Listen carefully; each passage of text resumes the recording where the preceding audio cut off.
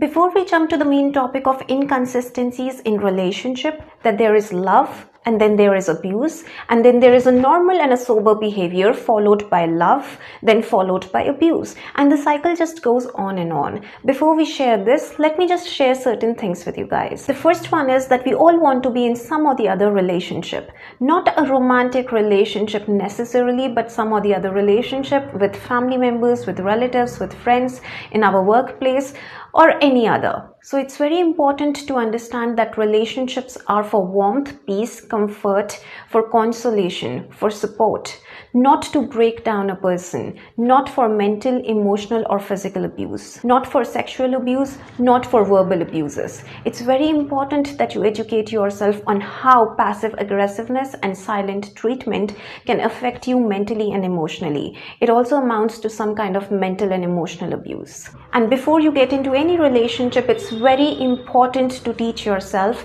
that the relationship has to be consistent. Not only the romantic relationship, but any other relationship. It has to be very consistent. The behavior and the patterns, they need to be very uniform.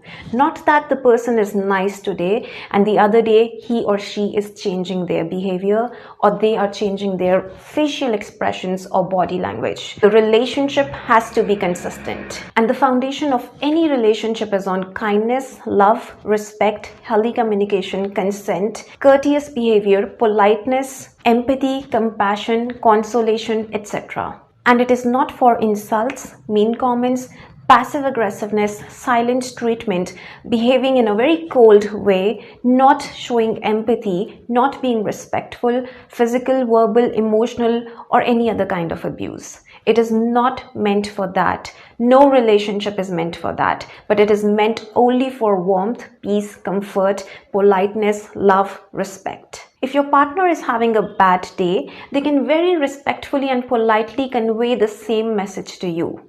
You are not an animal. You can definitely understand that they are not in a mood to talk and you should be giving them some space. The same thing can be conveyed in a very respectful and in a polite way. There is no need for yelling and shouting. It's very important that you get the basics right. It's very important that you educate yourself on all these abusive behaviors. They're just going to drain you and exhaust you mentally and emotionally. Now, when it comes to inconsistencies in relationship, we usually see a pattern of love and then followed by abuse, devaluation, insults, mean comments, and then again it is changed to love or a normal behavior or a sober behavior, and eventually sometime later the abuse steps in again. So it's a cycle that goes on and on. There are inconsistencies in the relationship. The pattern, the behavior of your partner is not uniform.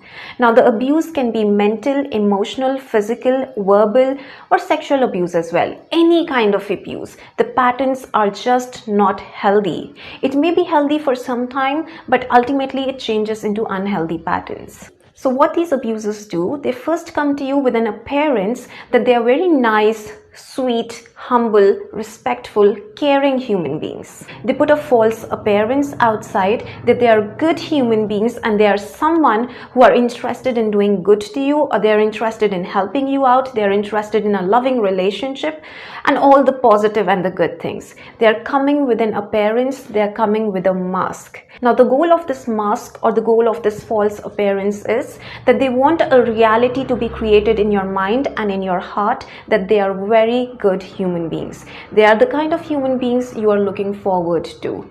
They are the kind of people that you want in your life. They want that kind of a reality to be settled in their mind and in your heart, that they are nice people, they are helpful, loving, caring people. Since they are very calculative and manipulative, they're going to read you that yes, this reality has been settled in your mind and in your heart, that they are nice human beings.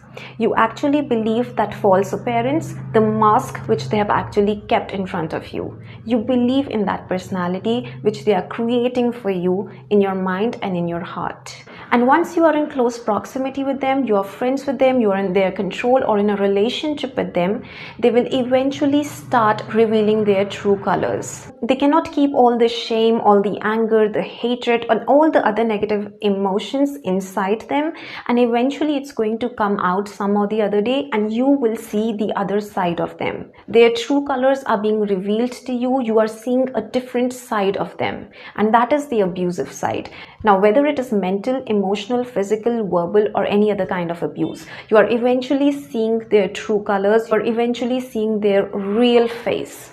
Now, there's another reality which is being created in your mind and in your heart, that this person is not the one which I actually thought him or her to be in the beginning. Instead, he or she has an abusive side, or he or she is an abuser. This reality is being created in your mind, and it is being settled in your heart as well. This is nothing but a psychological game being played on you.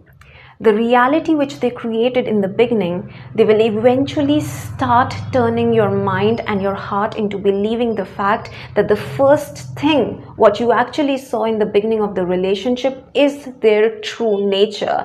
It is their true self. And the second picture which you saw, that he or she is an abuser, it's not a real picture. They're going to bring excuses for their second phase, for the abusive behavior, for the abusive pattern. They're going to bring false stories for it, or they are going to blame you for it, and eventually they are going to shift you mentally and emotionally into believing that what you saw in the beginning of the relationship, that is their true nature. And that is where the third step of a normal behavior, a sober behavior, and the love phase steps in. They again feed you with a loving behavior, the helpful, kind, sweet, loving, caring, respectful human being, because they again want to change the reality in your mind and in your heart that no, I'm not an abuser. The one which you saw in the beginning is the one who I am. So what you actually experienced, a nice, loving, caring human being changing his pattern into abuse, and then again changing his pattern into a nice, loving, caring human being. It is nothing but a psychological game being played on you. The abuse is the real self of the person, and the abuser knows about it. He knows it or she knows it. The abuse is eventually going to come out at some or the other point, because it is settled inside the heart and the soul of the person. But to cover this thing up, they first put a very false appearance. They put a mask in the beginning of the relationship so that a reality is formed in your mind, a reality is formed in your heart that they are nice, good people. And when the abuse actually happens, the reality is being formed in your mind and in your heart that this person is actually an abuser. So they quickly change their behavior into a love bombing behavior, or into a very nice human being which you actually saw in the beginning of the relationship, and you start believing the fact that it was just a difficult phase of the relationship, or a difficult day, or a difficult time. That's it. They are actually the kind of a person which you saw in the beginning of the relationship, and not the person which you saw when he or she was abusing you. So it is just a psychological game. They want to break the reality being created in your mind and in your heart that they are not an abuser but good human beings. They are just playing with your mind, and they know it, that you're not listening to your own self, but you're listening to the false appearance and the false stories what that person is actually giving to you. The answer to this is be connected to yourself. Be connected to your mind and your heart. Listen to your soul. Listen to your bodies.